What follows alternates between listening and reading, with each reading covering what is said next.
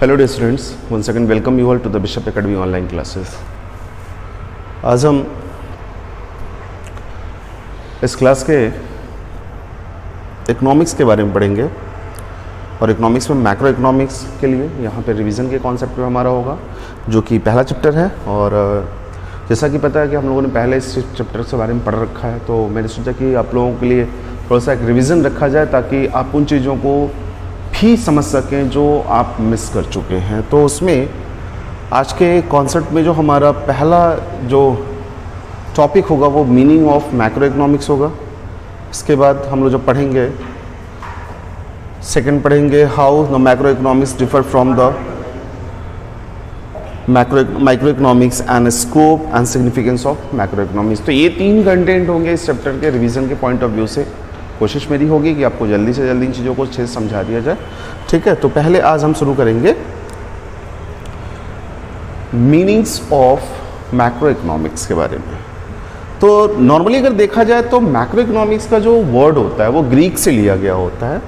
किधर terms of the macro economics is English has been originated in the Greek terms macros. कहाँ से लिया गया? मैक्रोस, जिसका मतलब होता है क्या? लार्ज, जिसका बड़ा मतलब होता है। और अगर हम बात करें तो हमने नॉर्मली अगर देखा तो macro economics means the economy as a whole के कॉन्सेप्ट को हमने बात की, यानी वो इकॉनमी जिसमें हम पूरी तरीके से पूरी कंट्री के बारे में, पूरे बड़े नेशंस के बारे में स्टडी करने का काम करते हैं। Thus the macroeconomics is defined that the branch of economics which studies the economic issues or the economic problems at the level of economy as a whole। तो इसमें साफ साफ आपको बताया गया था पहले भी कि ये ऐसे इशूज या ऐसे प्रॉब्लम्स को स्टडी करता है जो पूरे होल लेवल पे वर्क करता हो।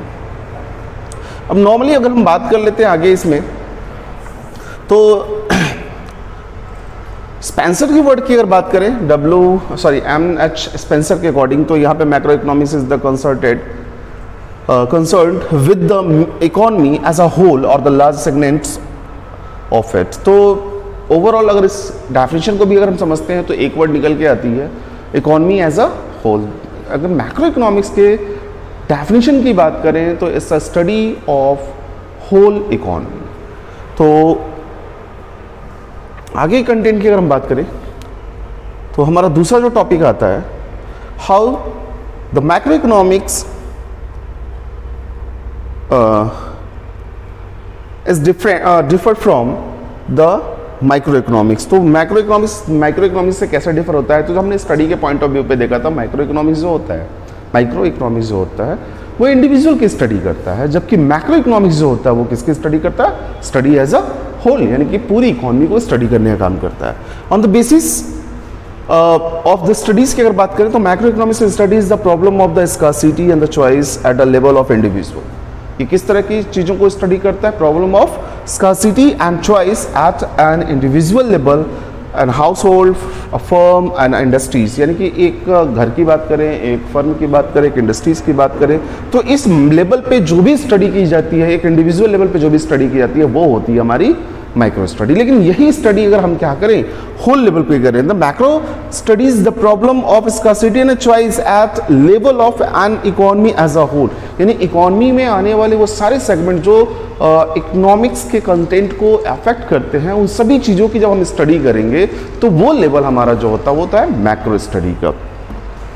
जैसे यहाँ पे सेकंड कंटेंट की अगर बात करें डेफिनेशन, तो अब यहाँ अगला टॉपिक जो हमारा निकल के आता है इसमें इकोनॉमिक वेरिएबल्स की बात करें। तो जिसे अगर देखें वेरिएबल्स क्यों होता है, क्योंकि ये चेंज होता रहता है, अलग अलग टर्म्स एंड कंडीशन में सबके लिए अलग अलग होता है। लैंग्वेज भी कहता है macro economics use the micro variables such as the consumers demands और द प्रोड्यूसर सप्लाई। तो माइक्रो इकोनॉमिक्स में हम क्या किस चीज़ को फोकस करते थे? जो वेरिएबल्स थे वो कंज्यूमर डिमांड और सप्लाई होता था, जो प्रोड्यूसर सप्लाई होती थी। लेकिन वहीं पे मैक्रो इकोनॉमिक्स से जब बात करेंगे, it's on the other hand use the macro variables such aggregate demand and aggregate supply. Micro में क्या था कि हम एक इंडिविजुअली देखें तो कस्टमर क्या डिमांड करता है, कस्टमर को क्या सप्लाई किया जाता है, उसकी स्टडी की जाती है। अब जब मैक्रो लेवल की बात करते हैं तो इसमें एग्रीगेट डिमांड क्या है, सारे डिमांड्स क्या है, सारी सप्लाईज क्या है इकोनॉमी के अंदर, ये कंट्री के अंदर, उसकी स्टडी की जाती है।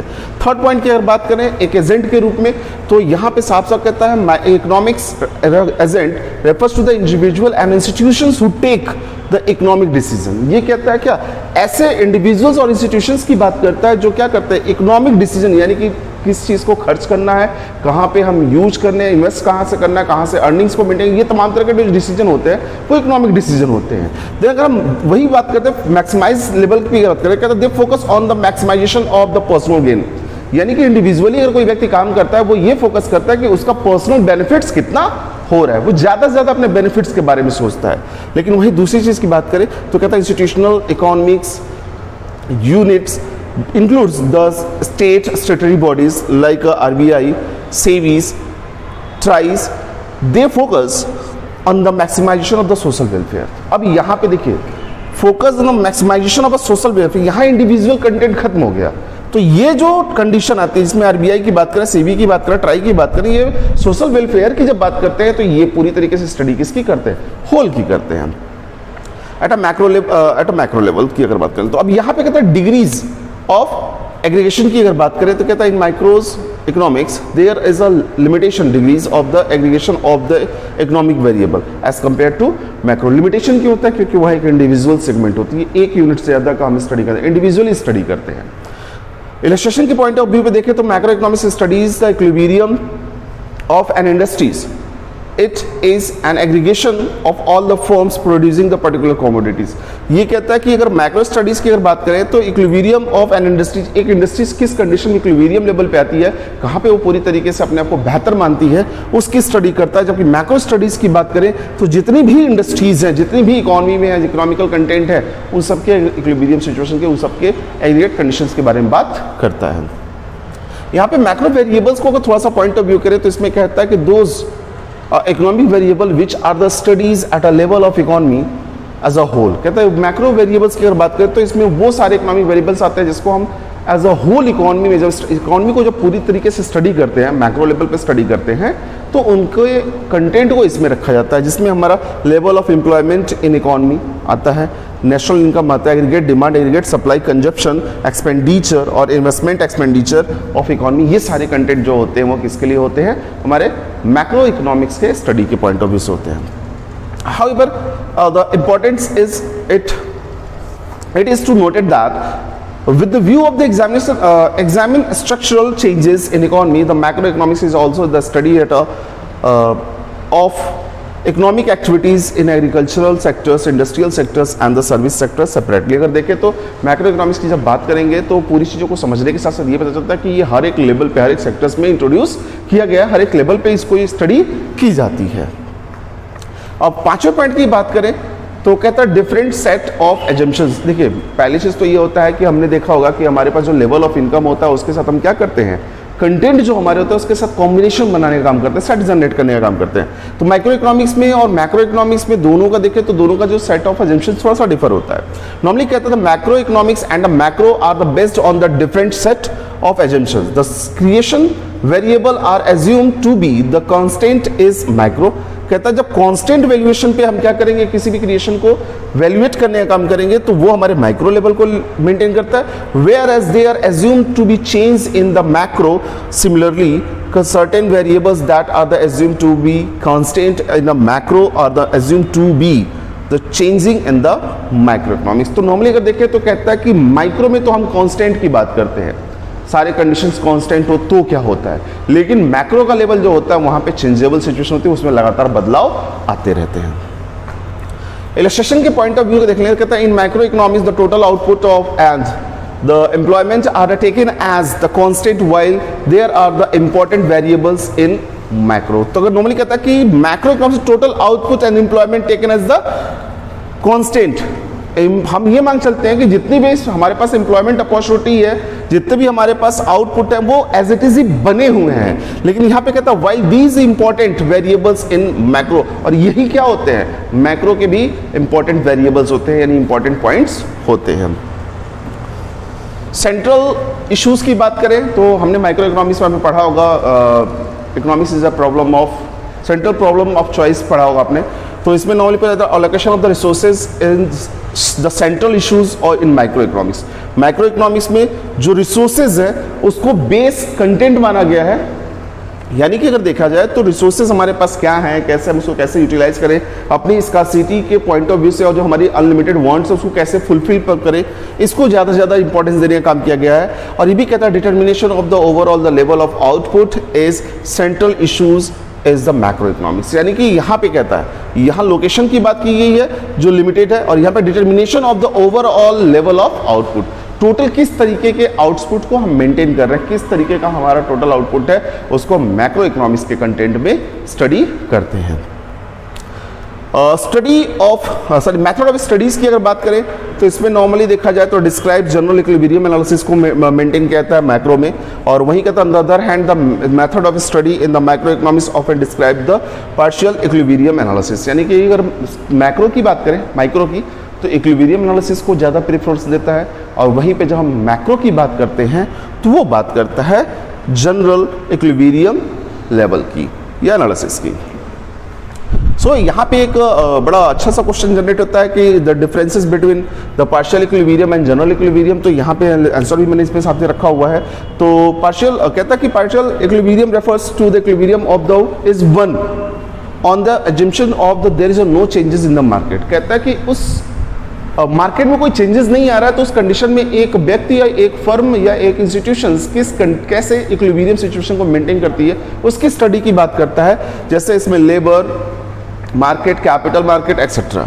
लेकिन जनरल की जब बात करते हैं तो जनरल इक्विलिब्रियम जो होता है वो ऐसे सिमिल्टेनियस इक्विलिब्रियम को रिप्रेजेंट करता है, इसमें सभी मार्केट जो होती हैं वो रिप्रेजेंट की जाती है, यानी कि ऑल द मार्केट वैल्यूज़, सारी चीज़ें कांस्टेंट हो या ना हो, लेकिन उस कंडीशन में क्या कंडीशन होगी, किस लेवल पे होंगे कि मार्केट वैल्यूएशन हमारी इक्विलिब्रियम सिचुएशन में आएगी, उसको रिप्रेजेंट करता है। अब यहाँ तक मैक्रो और मैक्रो पैराडॉक्स की जब बात करते हैं तो कहता है what is the logical at a micro level may not be logical at a macro level. कहता है जो चीज़ें लॉजिकली माइक्रो लेवल पे होती हैं वो जरूरी नहीं है कि वो मैक्रो लेवल पे भी हो। जैसे एक इलस्ट्रेशन के पॉइंट ऑफ व्यू से है कि if an individual save more he adds his future prosperities. कहता अगर एक व्यक्ति क्या करता है अपनी लेवल ऑफ इनकम से बहुत ज़्यादा अमाउंट को सेव करने का काम करता है तो ही एड्स हिज फ्यूचर प्रॉस्पेरिटीज, वो फ्यूचर में उसको यूटिलाइज करने के प्रॉस्पेरिटीज को बढ़ाने का काम कर रहा है। लेकिन वही कहता है in the fall of the people of income save मोर, अब इनकम कम हो रहा है, ठीक है, in all if all the people is an economy save मोर, सारे के सारे लोग सेव कर रहे हैं, the demand for the goods and services में बी डिक्लाइन। अब यहाँ इंडिविजुअली कर रहा है तो बेहतर है, तो माइक्रो लेवल पे हो गया। लेकिन अगर ये ही सेविंग सभी लोग करेंगे तो वो क्या करेंगे, मार्केटिंग करना बंद करेंगे, चीज़ों को खरीदेंगे नहीं, तो उसकी वजह से क्या होगा, जो डिमांड है गुड्स की वो डिक्लाइन होनी शुरू हो जाएगी। ये थोड़ा सा बड़ा क्रिटिकल सिचुएशन आता है। अब is saving is the whittle और द अवॉइस, तो नॉर्मली अगर देख ले सेविंग्स को कैसे हम बेहतर मान सकते हैं, क्या वो कह रहा है कि मतलब सेविंग जो होती है वो सही होती है हमारी या फिर उतनी अच्छी नहीं होती है। तो नॉर्मली सेविंग्स तो सही होती है लेकिन एक लिमिटेड कंडीशन पे। जैसे यहाँ कहता है कि from the view point of the individuals, अगर इंडिविजुअल के पॉइंट ऑफ व्यू से देखें तो सेविंग बहुत ही इंपॉर्टेंट रोल प्ले करती है। लेकिन कहता है he can deposit his saving into the bank can earn the regular income. लेकिन अगर वही पैसे वो जो अपने घर में रख रहा था घर में न रख के बैंक में रखे तो क्या होगा कि वो बैंक से वो अच्छा खासा इनकम मेंटेन कर पाएगा, वो सर्कुलेशन को मेंटेन करेगा, सर्कुलर फ्लो ऑफ इनकम को, जैसा आपको पढ़ाया गया है। बट कहता है the point of view of the economy as a whole the saving may be prove to be a vice when the everybody save more expenditure tends to decline. अब कहता है क्या कि अगर ज़्यादा से ज़्यादा लोग यहीं पे क्या करें, पैसे को सेव करने की कोशिश करें खर्च करने से ज़्यादा, तो उस कंडीशन में क्या होगा, जो डिमांड होगी वो डिक्लाइन होगी और उसका बैड इंपैक्ट हमारी इकोनॉमी के ऊपर पड़ेगा। इस वजह से पूरी तरीके से हम इसको ठीक भी नहीं मान सकते। सो डियर स्टूडेंट्स, पहले ये शॉर्टली रिवीजन था आपका पहले चैप्टर का, और आगे भी नेक्स्ट चैप्टर में हम लोग इसी चैप्टर के नेक्स्ट पॉइंट पे भी कुछ और बातें करेंगे। फिलहाल आप इस वीडियो के लिए धन्यवाद।